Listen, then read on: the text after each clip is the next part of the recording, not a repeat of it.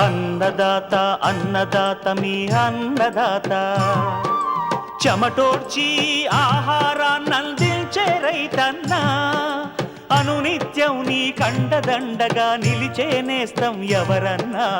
అన్నదాత అన్నదాత మీ అన్నదాత.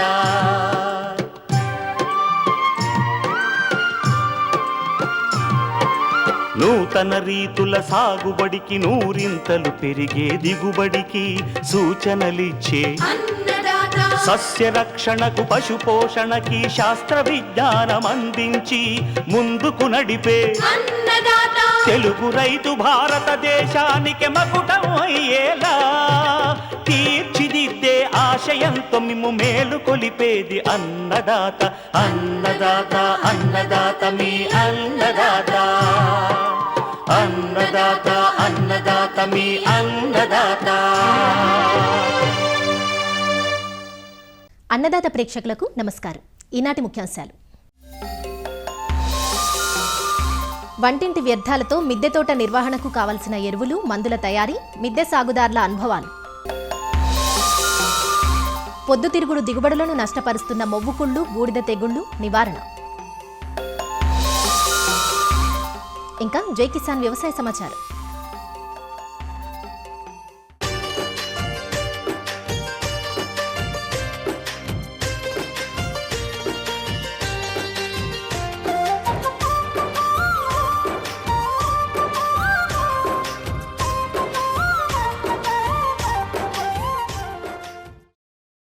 ఉభయ తెలుగు రాష్ట్రాల్లో సాగవుతున్న నూనె గింజల పంటల్లో వేరుశెనగ తర్వాతి స్థానం ఆక్రమించింది పొద్దుతిరుగుడు.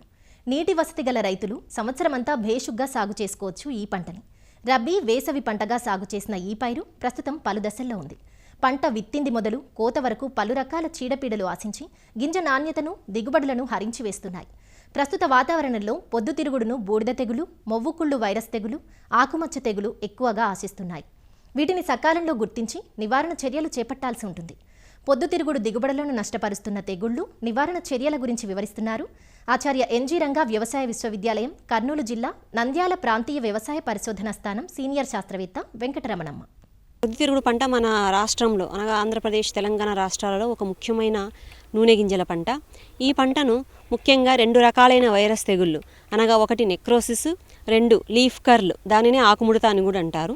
ఈ 2 వైరస్ తెగుళ్ళ వలన ఈ పంట యొక్క దిగుబడి అనేది చాలా మటుకు తగ్గుతూ వస్తుంది. మొదటగా మనం నెక్రోసిస్ తెగులను కనుక చూసుకున్నట్లయితే, నెక్రోసిస్ తెగులు అన్నది టొబాకో స్ట్రీక్ వైరస్ వలన వస్తుంది. ఈ యొక్క తామర పురుగులు ఈ యొక్క పార్థీనియం గడ్డిలో దీని యొక్క పోలెన్లో ఈ యొక్క తామర పురుగులు ఉండడం వలన ఈ తామర పురుగులు ఈ వైరస్ పార్టికల్స్ని ఒక మొక్క నుంచి ఇంకొక మొక్కకు దానిని వ్యాపిస్తాయి. ఈ యొక్క తెగులు యొక్క లక్షణాలను గమనించినట్లయితే కనుక ఈ తెగులు దాదాపు అన్ని కాలాల్లోనూ వస్తుంది. ఈ తెగులు లక్షణాలను గమనించినట్లయితే కనుక మొదట ఆకుల మీద తెగులు ప్రారంభమవుతుంది. ఆకులో మధ్య ఈయనకి దగ్గరగా ఉన్నటువంటి ఈ ప్రాంతం మొదటగా బూడిద వర్ణంలోకి మారి తర్వాత నలుపు రంగులోకి మారుతుంది. ఆకు వంకర తిరగడం కూడా, ఈ విధంగా వంకర తిరగడం కూడా గమనించవచ్చు. తర్వాత ఈ యొక్క ఈ మాడిన తత్వం అన్నది దీని యొక్క ఈ పిటియోల్ అనగా దీని యొక్క కాడ నుంచి కాండంకు, మరియు కాండం నుంచి దీని యొక్క తల భాగంకు మరియు కింది భాగంకు కూడా వ్యాపిస్తుంది. ఈ యొక్క తెగులు గనక పంటలో తొలి దశలో గనక సోకినట్లయితే గనక మొక్క ఇలా ఉంటుందన్నమాట. అంటే మొక్కలో పువ్వు చాలా చిన్నదిగా ఉండడం కానీ, లేకపోతే పువ్వు తయారవ్వకపోవడం కానీ గమనించవచ్చు. ఈ యొక్క పత్ర వృంతం మీద కూడా నల్లటి చారలు మరియు కాండం మీద కూడా నల్లటి చారలు కూడా గమనించవచ్చు. ఒకవేళ తర్వాత దశలో కనుక ఈ నెక్రోసిస్ తెగులను గమనించినట్లయితే ఈ యొక్క పువ్వు భాగం అనేది చిన్నదిగా తయారవుతుంది. ఇంకా కొన్ని మొక్కలలో కాండం ఇలా మెలిక తిరిగి ఎస్ ఆకారంలో కూడా ఉండడం గమనించవచ్చును. మరియు ఇలాంటి మొక్కలలో గింజ సరిగా కట్టకపోవడము మరియు దిగుబడి మీద ఈ తెగులు చాలా మటుకు ప్రభావం చూపిస్తుంది. ఇది తామర పురుగుల వలన ఒక మొక్క నుంచి ఇంకొక మొక్కకు పార్థీనియం పుప్పొడి వల్ల కూడా వ్యాపిస్తుంది. కాబట్టి మనము ఈ వ్యాధి నివారణకు గాను ముఖ్యంగా ఈ రెండింటిని కంట్రోల్ చేయడం అన్నది చాలా ఇంపార్టెంట్. దీని నివారణకు గాను విత్తన శుద్ధి మనము ఇమిడాక్లోప్రిడ్ అనే మందు దానిని 5 ml 1 kg విత్తనంకి కలిపి విత్తన శుద్ధి చేసుకొనవచ్చును. లేదా థయామిథాక్సమ్, దీన్నే క్రూయిజర్ అని కూడా అంటారు. ఇదైతే కనుక 4 ml 1 kg విత్తనానికి కలిపి విత్తన శుద్ధి చేసుకోవాలను. దీనివల్ల మనం పంటను సుమారుగా ఈ యొక్క రసం పీల్చే పురుగుల బారి నుంచి 20 రోజుల వరకు సుమారుగా పంటను కాపాడుకోవచ్చును. మరియు అతి ముఖ్యమైనటువంటి విషయము, ఈ యొక్క పార్థీనియం గడ్డి అన్నది చాలా దోహదపడుతుంది కాబట్టి దీనిని ఎక్కడ పొలం గట్ల మీద కానీ పొలంలో కానీ ఈ యొక్క పార్థీనియం మొక్కలు అనేది లేకోకుండా చూసుకోవాలను. ఈ యొక్క తెగులు ముఖ్యంగా మన యొక్క వాతావరణము వేడిగా ఉండి మరియు డ్రై క్లైమేట్ ఉన్నప్పుడు ఎక్కువగా వ్యాపిస్తుంది.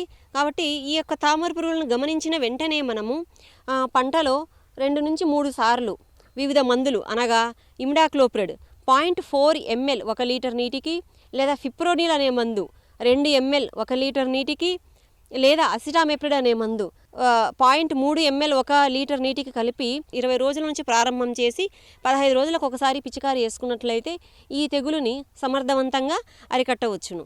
అంతేకాకుండా ఈ తామర పురుగులు ఒక పొలం నుంచి ఇంకొక పొలంకి వ్యాపిస్తాయి కాబట్టి పొలం చుట్టూ కూడా 4-5 సార్లు పొడవాటి పంటలు జొన్న కానీ సజ్జ కానీ మొక్కజొన్న కానీ అలాంటి పంటలను వేసుకున్నట్లయితే ఈ తామర పురుగుల యొక్క బారి నుంచి ఒక పొలం నుంచి ఇంకొక పొలంకి మనము కాపాడుకోవచ్చు.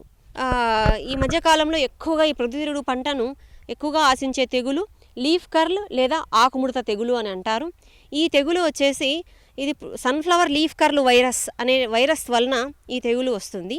ఈ తెగులు తెల్లదోమ ద్వారా ఒక మొక్క నుంచి ఇంకొక మొక్కకు వ్యాపిస్తుంది. ఈ తెగులు కూడా మొక్కను అన్ని దశల్లోనూ అన్ని కాలాల్లోనూ దాదాపుగా వస్తుంది.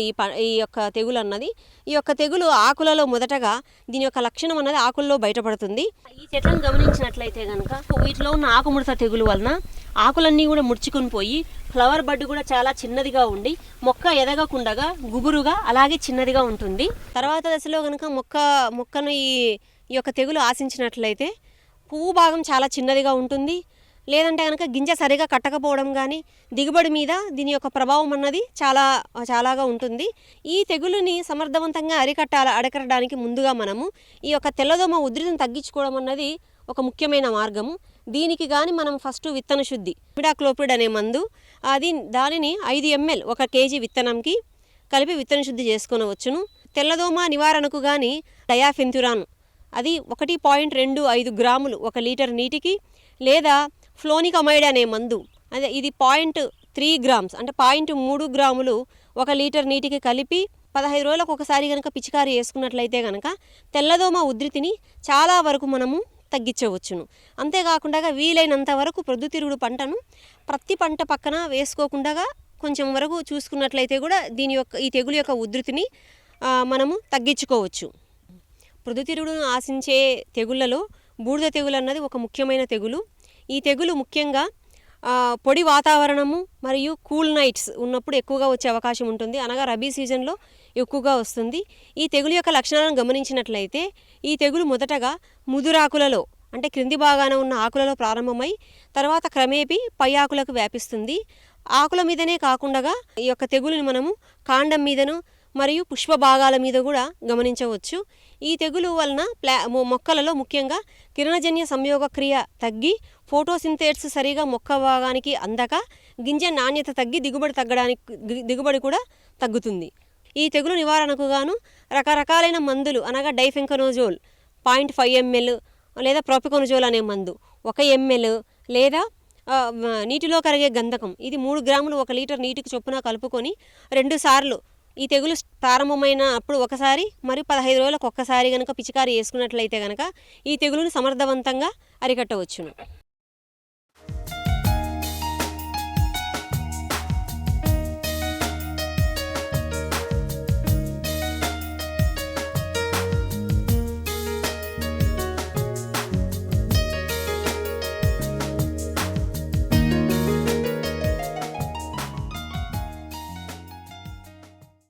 రసాయన కాలుష్యం మనందరినీ కలవరపెడుతోంది. తినే తిండి, తాగే నీరు, పీల్చే గాలి ఇలా సర్వం కలుషితమైపోతున్న వేళ మన పంటను మనమే పండించుకోవాలన్న లక్ష్యంతో ఇంటి పంటల సాగును విజయవంతంగా నిర్వహించుకుంటున్నారు పట్టణవాసులు. ఇందుకు బాల్కనీలు, మిద్దెలను ఉపయోగించుకుంటున్నారు. కూరగాయలు, ఆకుకూరలు, పూలు, పండ్లను సేంద్రియ విధానాలతో సొంతంగా పండించుకుంటున్నారు. ఎంతో మందికి స్ఫూర్తిదాయకంగా నిలుస్తున్నారు. ఒకరిని చూసి మరొకరు మిద్దె సాగును విస్తరించడమే కాదు, తమ అనుభవాలను తోటి వారితో పంచుకుంటూ కొత్త విషయాలను తెలుసుకుంటున్నారు. మొక్కల పెరుగుదలకు కావలసిన ఎరువులను, చీడపీడల నివారణకు అవసరమైన మందులను బయట నుంచి కొని తెచ్చుకోవాల్సిన అవసరం లేకుండా ఇంట్లో దొరికే వస్తువులు, వ్యర్థాలతోనే భేషుగ్గా తయారు చేసుకోవచ్చని ఘంటాపథంగా చెబుతున్నారు.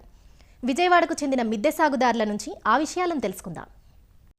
ఇంటి మొక్కల పెంపకంలో మరీ ముఖ్యంగా కూరగాయల సాగుకి ఎంతో శ్రద్ధ, సహనం అవసరం. ఈ పంటలకి తరచూ ఏదో ఒక చీడ, పీడ ఆశిస్తూ ఉంటాయి. వీటిని నివారించుకుంటూ మొక్కల పెరుగుదల బాగుండేలా చూడటం ఎంతైనా ముఖ్యం. ఇందుకోసం మన వంటింటి వ్యర్థాలుగా వచ్చే పండ్లు, కూరగాయల తొక్కలు, బియ్యం, పప్పులు కడిగిన నీరు, మిగిలిపోయిన అన్నం, చేపల వ్యర్థాలు, గ్రుడ్లు వంటి వాటిని పెరుగుదల కారకాలుగా, అలానే అల్లం, వెల్లుల్లి, మిర్చి వంటి వాటిని కషాయాలుగా చేసి చీడల నివారణకు ఉపయోగించవచ్చంటూ చెప్తున్నారు విజయవాడ మొగల్రాజపురంకు చెందిన మిద్దె సాగుదారు దాసరి శ్రీదేవి. నేను ఒక 3 years నుంచి మొక్కలు, అన్ని విధాల కూరగాయలు, పండ్ల మొక్కలు అన్నిటినీ పెంచుకుంటున్నానండి.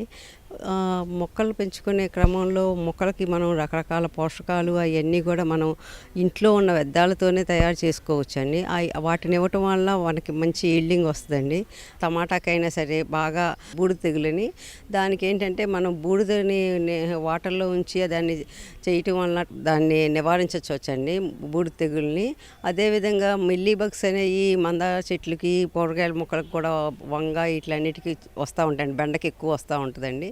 దానికి ఏంటంటే మనం అన్నాన్ని నీళ్ళలో నానబెట్టి ఒక 15 days ఉంచి ఆ వాటర్ని 1 liter 5 ml చొప్పున కలిపి స్ప్రే చేయటం వలన మనం మిల్లీ బగ్స్ని నివారించుకోవచ్చండి. అదేవిధంగా మన ఇంట్లో దొరికే ఇప్పుడు వేపాకు నీళ్ళలో కాసి దాంట్లో పసుపు, అల్లం, పచ్చిమిరకాయ అవి వేసి వాటిని 3 days ఉంచి వాటిని మొక్కలకి ఇవ్వటం వలన మనం చాలా వరకు పెస్ట్ కంట్రోల్కి చేసుకోవచ్చండి. అదేవిధంగా మన ఇంట్లో ఆవాలు ఉంటాయి కదండి, ఆవాలని మనం పిండి చేసుకొని దాన్ని, ఆవు పిండిని వాటర్లో నానబెట్టి అవి ఇవ్వటం వల్ల, ఆవు పిండి వల్ల మనకి మొక్కలకి బాగా ఈల్డింగ్, కాయ బాగా తీసుకోగలుగుతామండి. అలాగే బీట్రూట్ మనకి ఇంట్లో ఉన్నప్పుడు మనం పచ్చడి అవి చేసుకున్న తర్వాత పైన పీల్ని నీళ్ళలో నానబెట్టి అవి ఇవ్వటం వల్ల మొక్కలకి బలమైన పోషకాలన్నీ అంది కాయ అది బాగా పెరుగుతుందండి. కూరగాయలు వాడుకున్న తర్వాత తొక్కులు అవి ఉంటాయి కదండి, ఆ తొక్కులన్నింటినీ కూడా బియ్యం కడిగిన నీళ్ళు, పాలు కాసుకున్న తర్వాత తొలిపేసిన నీళ్ళు అవన్నిటిలో కలిపేసి ఉంచేసి ఈ మొక్కలకి ఇవ్వటం వల్ల మనకి మొక్కలకి కావాల్సిన అన్ని రకాల పోషకాలు అందుతున్నాయండి దానివల్ల. అదే కాకుండా మనం సోయా బీన్స్ నీళ్ళలో రాత్రిపూట నానబెట్టి పొద్దున్నే మిక్సీ చేసుకొని ఆ వాటర్ని మొక్కలకి ఇవ్వటం వల్ల మనకి మొక్కలకు కావాల్సిన ప్రోటీన్, హై ప్రోటీన్ అంతా అందుతుందండి. అదేవిధంగా మనం కోడిగుడ్లుని ఒక బౌల్లో తీసుకొని దాన్ని అది నిండే వరకు నిమ్మకాయలు రసం పిండేసి ఉంచడం వలన మనకి ఎగ్ ఎమర్షన్ తయారవుతుందండి. ఆ ఎగ్ ఎమర్షన్ ఇవ్వటం వలన మనకి మొక్కలకు కావాల్సిన కాల్షియం మొత్తం మనం ఇవ్వగలుగుతామండి ఆ విధంగా. అదేవిధంగా ఫిష్ ఎమినో యాసిడ్ అని మనం ఫిష్లు వాడేసుకున్న తర్వాత దాంట్లో ఉన్న పేగులు, నల్ల ఫిష్ అవి ఉంటాయండి. ఆ మొక్కల్ని ఎంత ఫిష్ ఉంటుందో 1 kg ఫిష్ అయితే 1 kg బెల్లం వేసేసి నానబెట్టేసుకుని ఉంచుకోవటం వల్ల ఒక 20 days అయ్యేటప్పటికి చక్కగా మనకి మంచి స్మెల్తో ద్రావణం తయారవుతుందండి. 1 literకి 5 ml చొప్పున ఇచ్చి మొక్కలకి ఇవ్వటం వల్ల మొక్కలకు కావాల్సిన ఎమినో యాసిడ్ బాగా అందుతుందండి. దానివల్ల ఆకులు పచ్చగా గ్రీన్గా ఉంటాయండి. క్లోరోఫిల్ బాగా తయారు చేసుకుంటుందండి మొక్కకి. అదేవిధంగా మనం మొక్కలకి క్లోరోఫిల్ కావాలంటే మొక్కలకి మనం తమలపాకులు కానీ లేదంటే మునగాకు ఇవన్నీ కూడా మనకి ఇంట్లో దొరుకుతూనే ఉంటాయండి. వాటిని ఎక్కడ పడితే అక్కడ పడేయకుండా ఒక నీళ్ళలో ఒక టబ్లో పడేసుకుని ఉంచుకొని ఒక 3 days తర్వాత వాటిని మనకు ఇచ్చుకోవటం వలన మొక్కలకు కావాల్సిన పోషకాలన్నీ మనం వాటికి అందించుకోగలుగుతామండి. విజయవాడలో 1 Earth 1 Life అనే పేరుతో వాట్సాప్ గ్రూప్ను నిర్వహించడమే కాకుండా విద్యార్థులకు సైతం తమ విజ్ఞానాన్ని పంచుతూ వారిలో చైతన్యం నింపే ప్రయత్నం చేస్తున్నారు మిద్దె సాగుదారు శ్యాంప్రసాద్. కూరగాయల సాగులో పరాగ సంపర్కం బాగుండటం కోసం పూల మొక్కలు పెంచుకోవాలని, అలానే మిద్దె సాగుదారులంతా తమ ఇంటి నుంచి వ్యర్థాలు బయటకు పోకుండా పంటలకే వినియోగించుకోవాలని సూచిస్తారు ఈయన. గార్డెన్లో ఎక్కువ కూరగాయలు రావాలి అంటే మనకి తెలిసిందే కదా అందరికీ, ప్రతి దేవజాతి మొక్కలకి మగ పువ్వు ఆడ పువ్వు అనేది సపరేట్గా వస్తాయి కదా. ఆడ పువ్వు వచ్చిన సందర్భంలో మనం తప్పనిసరిగా కూడా మగ పువ్వుతోటి పాలినేషన్ చేయడం వల్ల ఆ పింద కాయగా మారి మనకు దిగుబడి బాగా వస్తుంది. గార్డెన్లో పసుపు పచ్చ లేదా డార్క్ కలర్లో ఉండేటటువంటి పువ్వుల్ని పెట్టడం వల్ల హనీ బీసే కానీ అలాగే కందిరీగలు ఇట్లాంటివి అట్రాక్ట్ అయ్యి ఆటోమేటిక్గా అవి పాలినేషన్ అయితే చేసేస్తూ ఉంటాయి.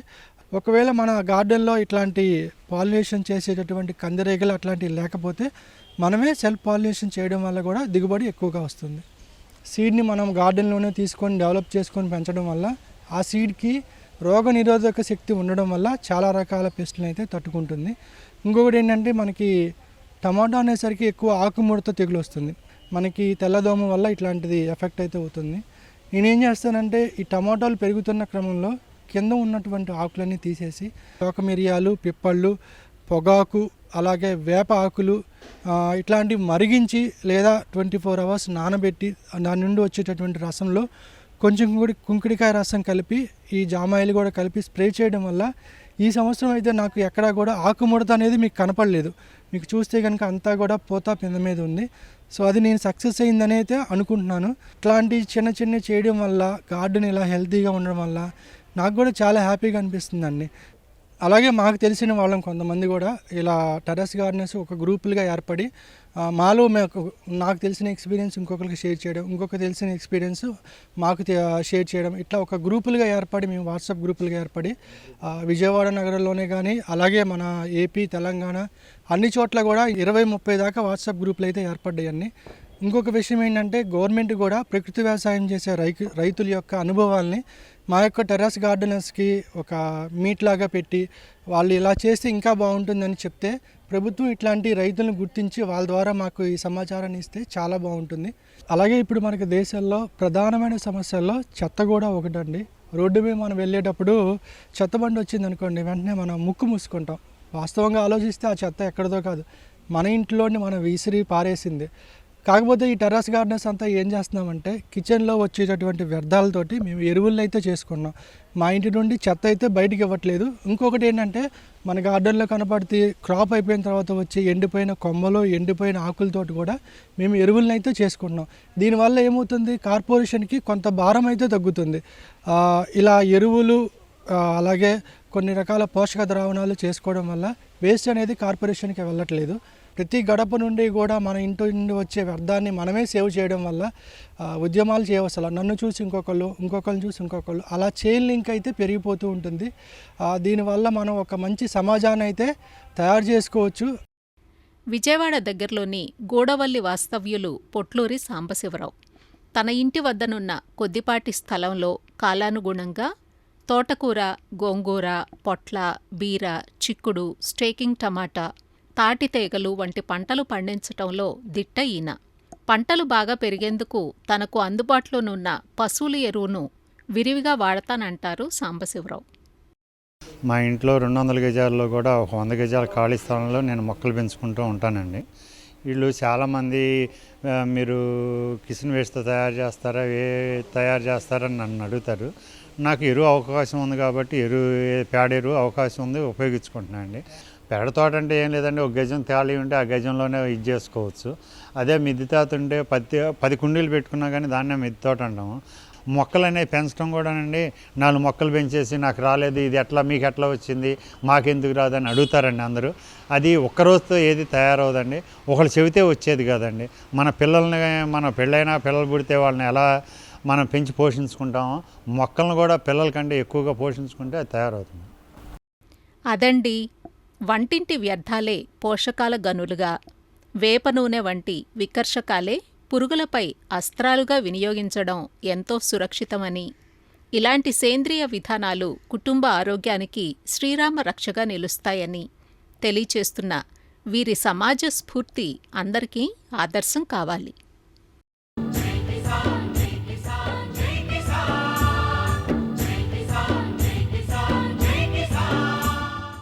వ్యవసాయ సమాచారం ఇప్పుడు జై కిసాన్లో చూద్దాం. Hyderabad Necklace Road People's Plaza ప్రాంగణంలో అఖిల భారత వ్యవసాయ ఉద్యాన ప్రదర్శన 2024 మొదలైంది. ఫిబ్రవరి 1వ తేదీ నుంచి 5వ తేదీ వరకు 5 రోజుల పాటు జరగనున్న ఈ గ్రాండ్ నర్సరీ మేళాను వ్యవసాయ శాఖ మంత్రి తుమ్మల నాగేశ్వరరావు లాంఛనంగా ప్రారంభించారు. తెలంగాణ ఈవెంట్స్ ఆర్గనైజర్స్ సంస్థ ఆధ్వర్యంలో జరుగుతున్న 15వ గ్రాండ్ నర్సరీ మేళాకు తెలంగాణ, ఆంధ్రప్రదేశ్ సహా దేశవ్యాప్తంగా అన్ని రాష్ట్రాల నుంచి పేరెన్నికగల నర్సరీలు, పనిముట్లు, యంత్రాలు, నగర సేద్యానికి సంబంధించిన సాంకేతిక పరిజ్ఞానం, హైడ్రోపోనిక్స్ టెక్నాలజీ సంస్థలు తమ స్టాళ్లు ఏర్పాటు చేశారు. ఈ జాతీయ మేళాలో మొత్తం 160కి పైగా స్టాళ్లు కొలువుదీరాయి. ఈ మేళలో ముఖ్యంగా ఈసారి మనకు 160 స్టాల్స్ వరకు వచ్చాయి. దీంట్లో ప్రతి స్టేట్ నుంచి కేరళ కానీ, హర్యానా, హిమాచల్ ప్రదేశ్, కర్ణాటక, మహారాష్ట్ర, గుజరాత్, రాజస్థాన్ నుంచి పాల్గొంటున్నారు. దీంట్లో ముఖ్యంగా మనకు all type of exotic plants, bonsai plants కానీ మంచి మంచి రకాలు 3 రూపీస్ నుంచి తీసుకొని మనకు 16 లక్షల రూపాయల ప్లాంట్ కూడా ఇక్కడ అమ్ముడు జరుగుతుందండి. దీంట్లో క్యాక్టస్ కానీ, సెక్యులెంట్స్ కానీ, ఫ్రూట్ ప్లాంట్స్ ఇవన్నీ ఇక్కడ అవైలబిలిటీ ఉంది. మనకు గార్డెన్లో ఉపయోగంలో వచ్చి ప్రతి వస్తువు కానీ ఇక్కడ మనకు అందుబాటులో ఉంటుందండి. మెన్యూర్ కానీ, cocopeat, bone meal, neem cake, pesticides అన్నీ ఆర్గానిక్, ఇన్ఆర్గానిక్ అన్ని రకాల ఇక్కడ దొరికేసే అవకాశం ఉంది. గార్డెన్లో టూల్స్ స్టాల్స్ కూడా ఉన్నాయి. పాట్స్ ఇవి మంచి పెద్ద మ్యానుఫ్యాక్చరర్స్ ఢిల్లీ నుంచి కానీ, బాంబే నుంచి, పూనా నుంచి ఇక్కడ వస్తున్నాయి. ఈసారి పూనా నుంచి మనకు 10 స్టాల్స్ వస్తున్నాయి. హర్యానా నుంచి 4-5 స్టాల్స్ వస్తున్నాయి. 40 రూపాయలు. స్టూడెంట్స్కి 50% ఫ్రీ ఉంది. 5 years వరకు ఫ్రీ ఉందండి, ఎంట్రీ ఫ్రీ ఉంది. ये जो इवेंट है ऑल इंडिया हॉर्टिकल्चर मेला, हमारा 15th मेला चल रहा है. ये हम पिछले इतने सालों से कर रहे हैं और इसका काफ़ी अभी ऑल ओवर इंडिया में नाम हो गया है और ऑल ओवर इंडिया से लोग पार्टिसिपेट कर रहे हैं, स्टॉल्स लगा रहे हैं और हर तरह के स्टॉल्स हैं इसमें. सक्यूलेंट्स से लेके कैक्टस से लेके flowering plants, herbal medicinal plants, organic manures, fertilisers, wide variety जो है लोगों को मिलेगा कस्टमर्स को हैदराबाद में. నర్సరీ మేళాకు వచ్చే సందర్శకులు ఉదయం 9 నుంచి రాత్రి 9 గంటల వరకు సందర్శించవచ్చని, ప్రవేశ రుసుము 40 రూపాయలుగా నర్సరీ నిర్వాహకులు తెలిపారు. విద్యార్థులకు 50% రాయితీ ఉందని వివరిస్తున్నారు. హైదరాబాద్ హైటెక్స్ ఎగ్జిబిషన్ సెంటర్ వేదికగా కిసాన్ వ్యవసాయ ప్రదర్శన 2024 ప్రారంభమైంది.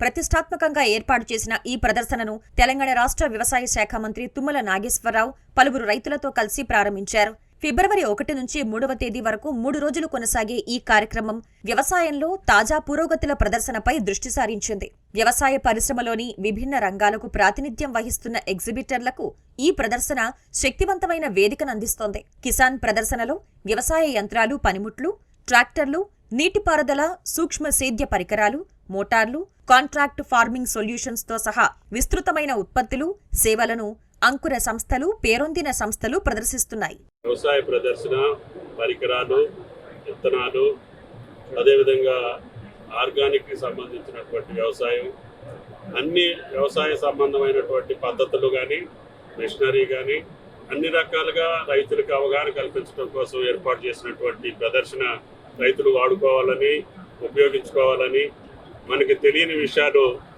ఈ ఎగ్జిబిషన్ ద్వారా తెలుసుకొని నూతన పద్ధతులను అవలంబించి అధిక దిగుబడులతో పాటు నాణ్యమైనటువంటి పంటలు పండిస్తే ఎగుమతులకు కూడా అవకాశాలు ఉంటాయి. కాబట్టి దయచేసి రైతు లోకం అందరూ కూడా ఈ ఎగ్జిబిషన్ని సద్వినియోగం చేసుకోమని చెప్పి రాష్ట్ర రైతాంగాన్ని కోరుతున్నాం. మరిన్ని విభిన్న అంశాలతో రేపటి అన్నదాతలో మళ్ళీ కలుసుకుందాం. అంతవరకు సెలవు. నమస్కారం. అన్నదాతలు తమ సందేహాలు, సమస్యలను 1800-425-4085 టోల్ ఫ్రీ నంబర్లో ఉదయం 10 నుంచి 11 గంటల మధ్య పని దినాల్లో సంప్రదించగలరు.